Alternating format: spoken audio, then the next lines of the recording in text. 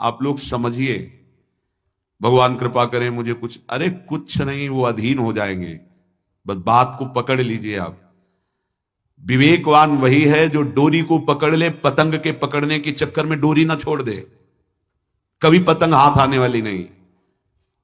नाम डोरी है, पतंग प्रियालाल है, पतंगो यथा त्वाम अनुभ्राम में माना। नाम मत छोड़िए, पकड़ते रहिए, घसीटते रहिए। एक एक नाम आपको ऐसा, जैसे हम डोरी घसीटते जा रहे, पतंग नजदीक आती जा रही, ऐसे नाम जापक के समीप रूप प्रकाशित होने लगता है। जो नाम ध्यान पूर्वक जप किया जाता है, इसके लिए और कोई साधन की आवश्यकता नहीं।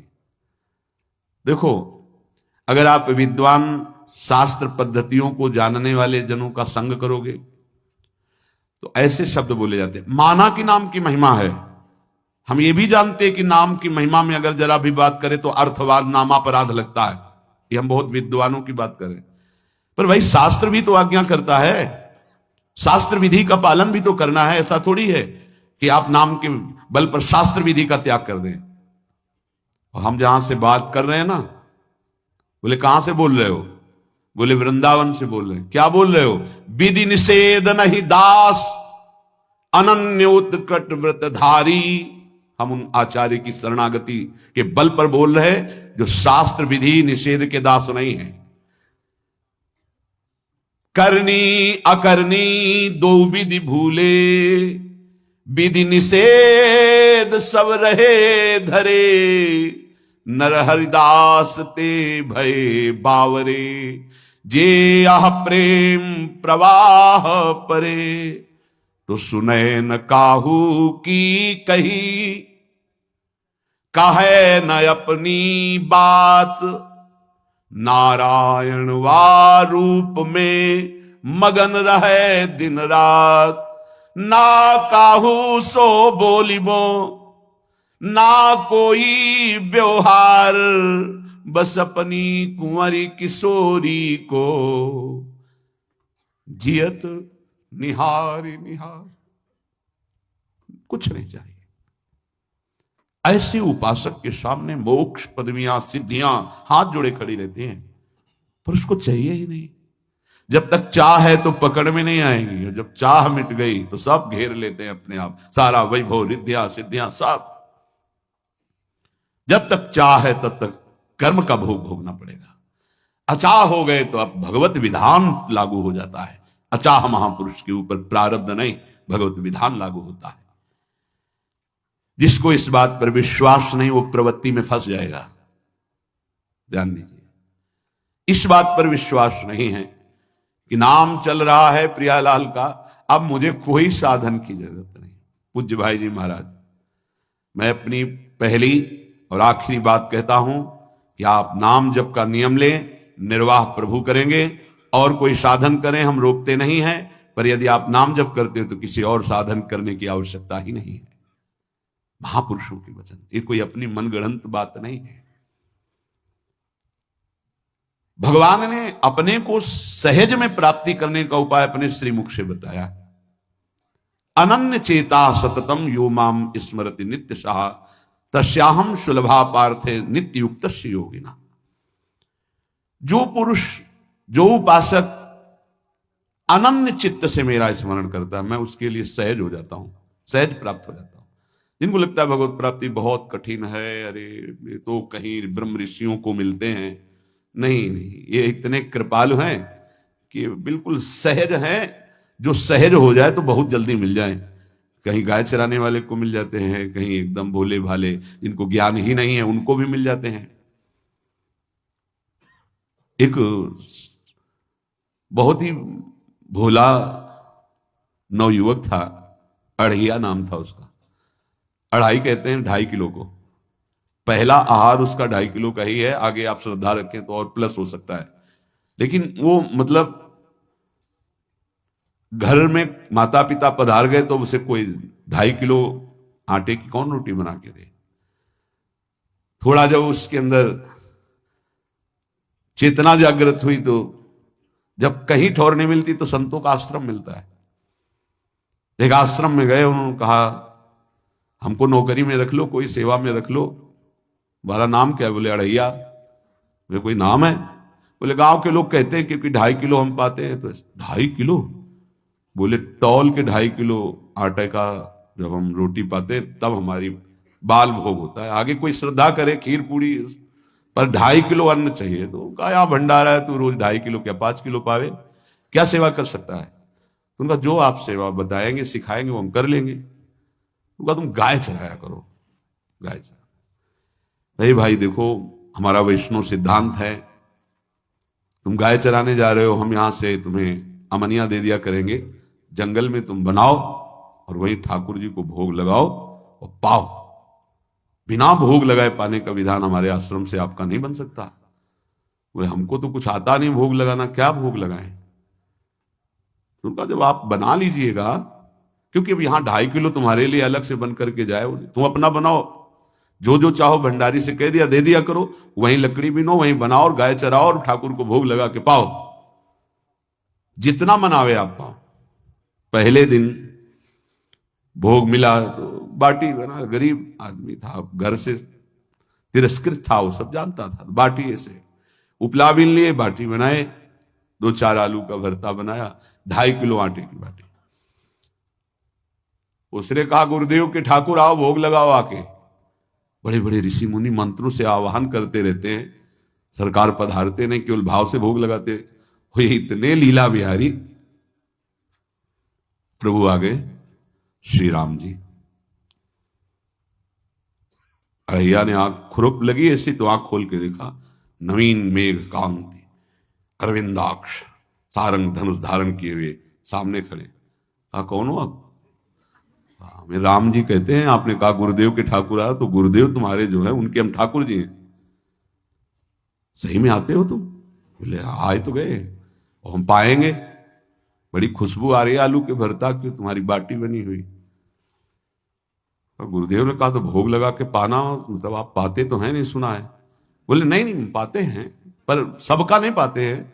आप जैसे भक्त जब पुकारते तो बिल्कुल कुछ नहीं जानता था। इसलिए हम कह रहे बड़े बड़े विद्वान और योगी जन रास्ता देखते रहते हैं। हरिवंश महाप्रभु ने इसीलिए लिखा है, मुनिमन ध्यान धरत नहीं पावत, करत विनोद संग बालक भट। ये विनोद करते हैं, प्रकट हो जाते हैं बड़े बड़े मुनियों के, जो ध्यान में नहीं आते। काश तो आप हमको ऐसे ही रखोगे, क्योंकि आप आ गए तो आप भी। तो प्रभु ने कहा जब तुम 2.5 किलो पा सकते हो तो हम तो 2.5 मन भी पा सकते हैं। बोले हमको ये पता नहीं था कि गुरुदेव के ठाकुर इतने भूखे रहते, पर आप अलग पत्तल में ले लो, अपने पूरे पत्तल में तुम आपको पाने दें। बोले भोग थोड़े ऐसे लगाया जाता है कि तुम अपना रखो, तुम अपना रखो। और बोले आंख मूंद कर तुम बैठो, जैसे तुम्हारे गुरुजी भोग लगाते हैं तो आंख मूंद लेते हैं, अब हम पाएंगे तुम्हारा। तो आंख मूंद लिया, चलो भाई पाओ। सोचा एक आध बाटी पा लेंगे, बीच बीच में खोल के देखता जाता, भगवान सब चाट गए। भगवान बड़े करत विनोद संग बालक वट, हरिवंश महाप्रभु कह रहे, करत विनोद संग बालक वट, मुनिमन ध्यान धरत नहीं पावत। आंख खोला, बोला आज हमको भूखे रखोगे? बोले जानते हो तुम्हारे गुरुजी ने क्यों भोग लगाने के लिए कहा? आज एकादशी है, तो तुम्हारे गुरुजी के यहाँ एकादशी रह जाती है, इसीलिए तुमको अमनिया दिया, वहां बनाया नहीं। और तुम्हें रोज अमनिया देंगे, तुम रोज आओगे हम बुलाएंगे तो? अब आप बुलाओगे रोज तो आएंगे नहीं, हम रोज रोज आएंगे। बोले तो ठीक है, अगली बार से। बोले गुरुजी आपके ठाकुर जी आए थे, हमारी सारी बाटी खा गए हैं, 5 किलो आज से हम ले जाएंगे, 2.5 किलो आपके ठाकुर जी के लिए, 2.5 किलो अपने लिए। बहुत हंसी आई कि वहां कुंतलों का सब भंडारिस का देखो, पूछने की जरूरत नहीं, जितना कह दे दो। 5 किलो के हिसाब से आटा के अनुसार भरता बनाने के लिए आलू वगैरह से। सुबह से गाय लेके निकल जाता, जंगल में छोड़ दिए, उपला में ने आग लगाई, बनाया, वो गोले गोले रख करके, उसमें कोई समय तो लगता नहीं। आग पकी हो तो बहुत सुंदर बाटी बनती। बाटी बनाया, भुरता बना के, पत्तल बड़े बड़े जंगल के से। कहा गुरुदेव के ठाकुर पधारो। आंख खोल के देखा साथ में सिया जी। उसने कहा ये कौन है? बोले हमारी अर्धांगिनी है। तो कल क्यों नहीं बताया था आपने कि अर्धांगिनी भी है? ये भी पाती है? बोले हमारे जैसा है। जानकी जी बैठ गई, राम जी बैठ गए, बड़ा सकुच में, पर जानकी जी इतनी करुणा वात्सल्य बरस रही थी कि कुछ बोल नहीं पाया, बस देखा ऐसे कहा, पाओ गुरुदेव के ठाकुर।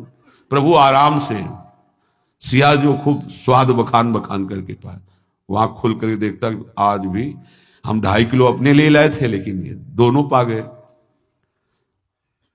गुरुदेव 7.5 किलो। बोले क्यों? आपके ठाकुर की पत्नी भी है ना? कहा है, तो दोनों आए थे। किसी को विश्वास नहीं हो रहा था। दे दो भाई, अरे गाय को खवाएगा, दे दो, कुछ करेगा, क्या कमी है यहां। 7.5 किलो आटा लेकर, अब तो समय लगा।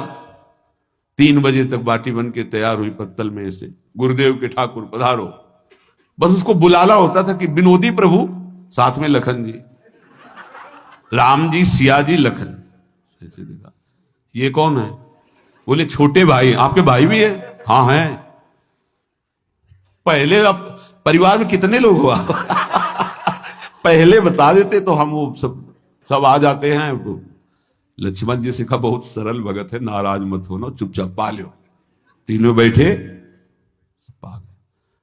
फिर बेचारा ऐसे ही रह गया। जब वो चले गए तो पत्तलों में जो किनका रहता था, वो एक अद्भुत आनंद। अगले दिन गया, बोले गुरुजी 10 किलो आटा चाहिए।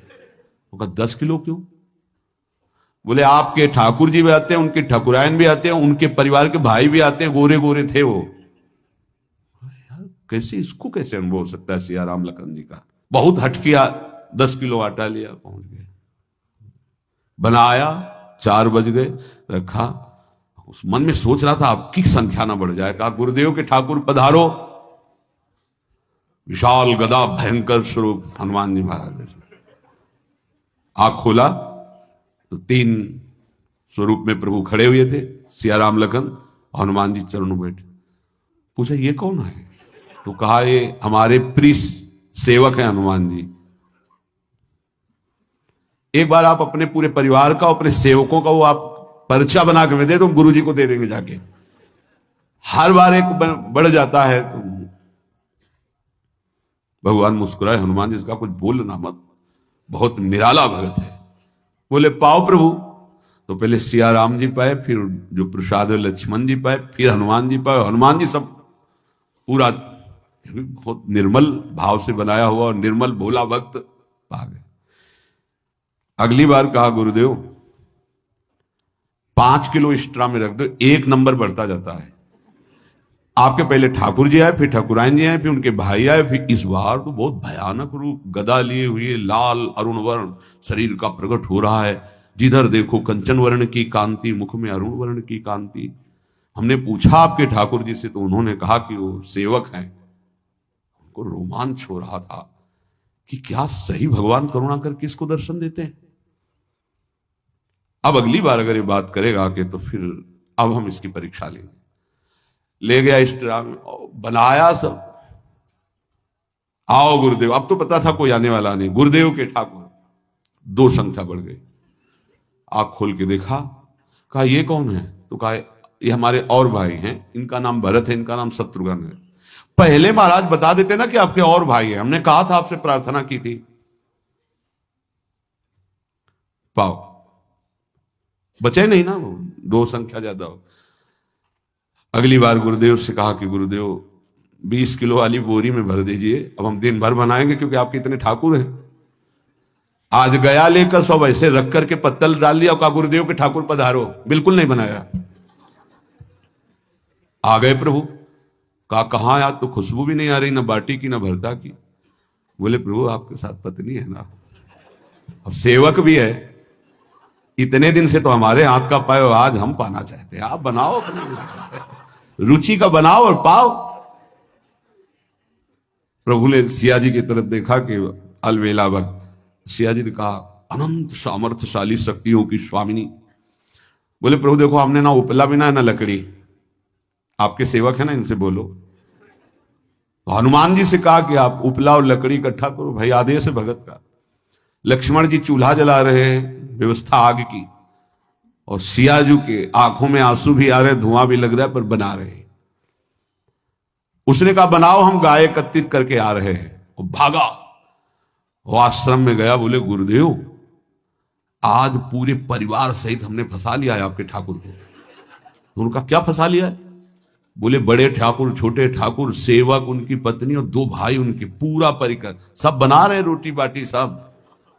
महाराज आप चलो, आपको शंका होती थी आज उनके हाथ कपाएंगे।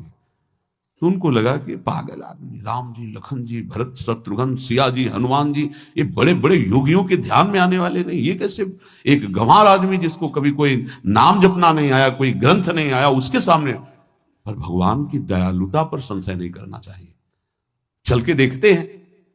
जो जो ही वहां गए, चूंकि निरंतर भजन परायण थे, वहां गए तो पूरा राम दरबार उपस्थित और बड़ा सुंदर व्यंजन स्वयं जानकी जी बना रहे।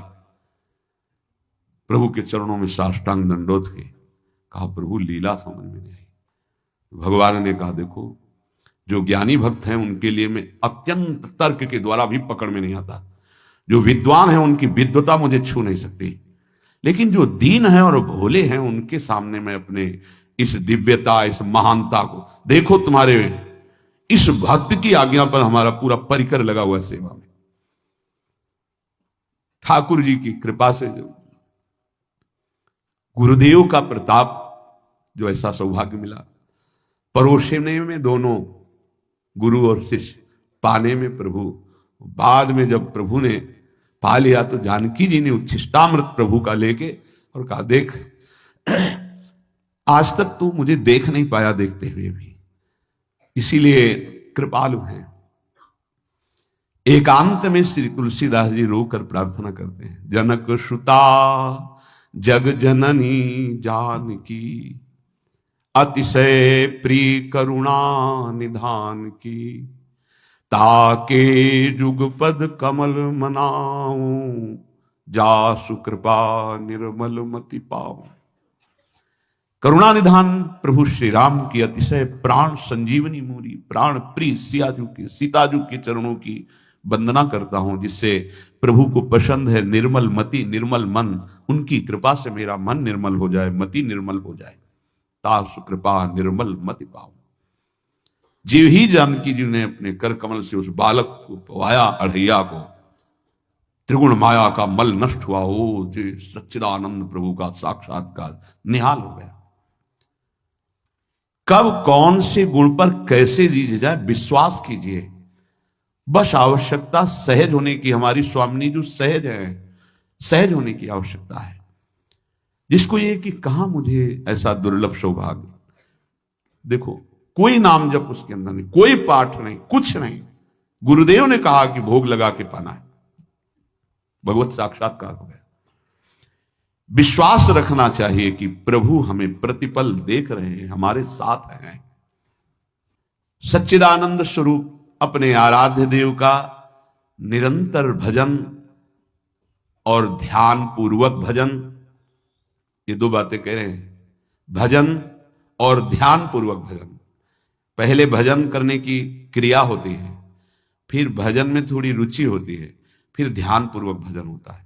ध्यान पूर्वक भजन, चल रहे हैं, बैठे हैं, चेष्टा रहित हैं या चेष्टा युक्त हैं, हर समय वही नाम अक्षर मात्रा सहित एक एक शब्द गूंज रहा है, उसी में प्रियालाल का रूप झलक रहा है।